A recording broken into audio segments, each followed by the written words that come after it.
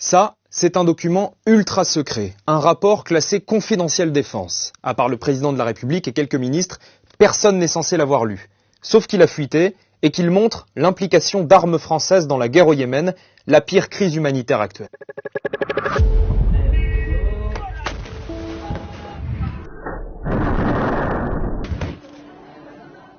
Bombardements, atrocités, famine, le Yémen s'est transformé en enfer. La coalition menée par l'Arabie Saoudite mène une guerre sans merci à des rebelles yéménites, avec à la clé des milliers de victimes civiles, dont des enfants. Mais alors, que vient faire la France dans cette histoire? Je vous explique. Ce rapport, rédigé en septembre 2018, montre que des armes françaises vendues à l'Arabie Saoudite et à ses alliés sont utilisées dans les bombardements et les combats au Yémen. Ce document ultra secret, réalisé par le renseignement militaire français, a été récupéré par des journalistes d'investigation de Disclose, dont Combini est partenaire. Bonjour, je suis Geoffrey Evolzi et je suis journaliste d'investigation à Disclose. Ce document, c'est un document confidentiel défense, c'est le plus haut niveau de secret de l'État.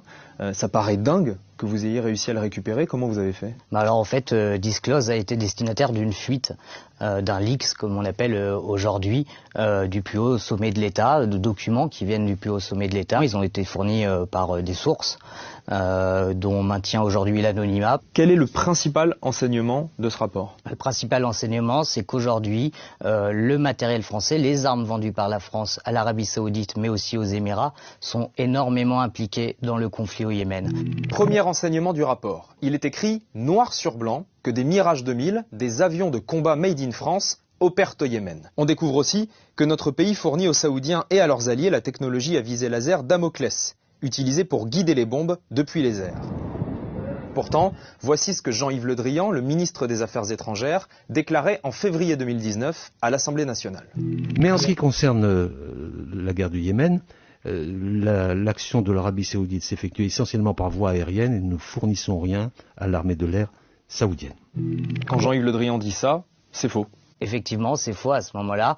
Il sait très bien que l'Arabie Saoudite est équipée en système de désignation laser, c'est-à-dire des systèmes qui permettent de guider les bombes des avions au Yémen. Et donc, ces matériels-là ont été vendus par la France à l'Arabie Saoudite, mais aussi aux Émirats. Dans le document, on découvre un autre truc assez dingue. Des frégates de guerre saoudiennes et émiraties fabriquées en France participent au blocus naval du Yémen.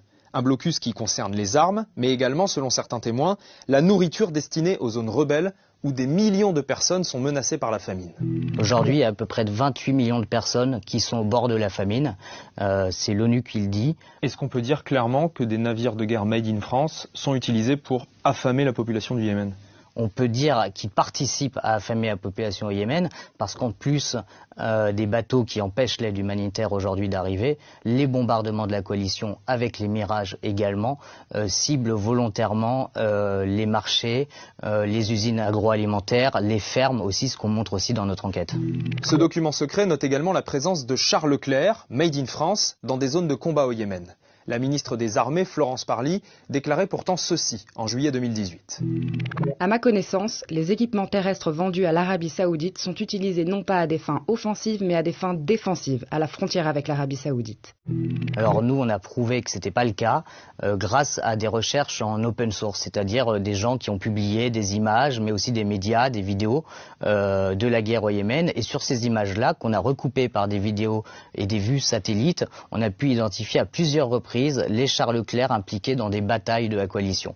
Et notamment en novembre, dans la grande offensive contre la capitale du Nord, Al-Hodeïda, les chars Leclerc étaient dans la ville, participaient à l'offensive. Je n'ai pas connaissance du fait que des armes soient utilisées directement dans ce conflit.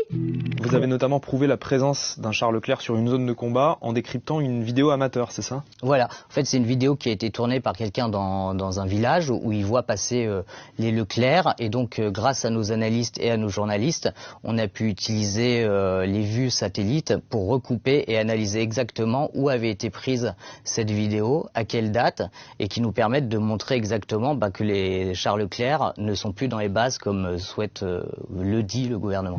Enfin, dans le rapport confidentiel défense, les analystes s'inquiètent de l'utilisation de canons César fabriqués dans l'Hexagone. Ces armes d'artillerie installées côté saoudien bombardent le Yémen et auraient pu causer des victimes civiles. C'est un canon d'artillerie très très puissant qui permet de viser à 52 km. Il est du côté de l'Arabie Saoudite, mais il vise des régions habitées du Yémen. Et nous, on a fait un travail de recoupage par rapport aux bombardements qui avaient été listés par les ONG et qui viennent de ces canons-là, par rapport au nombre de victimes civiles qu'ils pouvaient avoir. Il y a une carte notamment dans ce document qui s'appelle « Population sous les bombes ». Le titre est évocateur. Et donc on a établi qu'il y avait dans la zone de tir de ces Césars 52 bombardements depuis mars 2016 qui avaient tué 35 civils. Donc potentiellement, ces armes ont tué des civils au Yémen.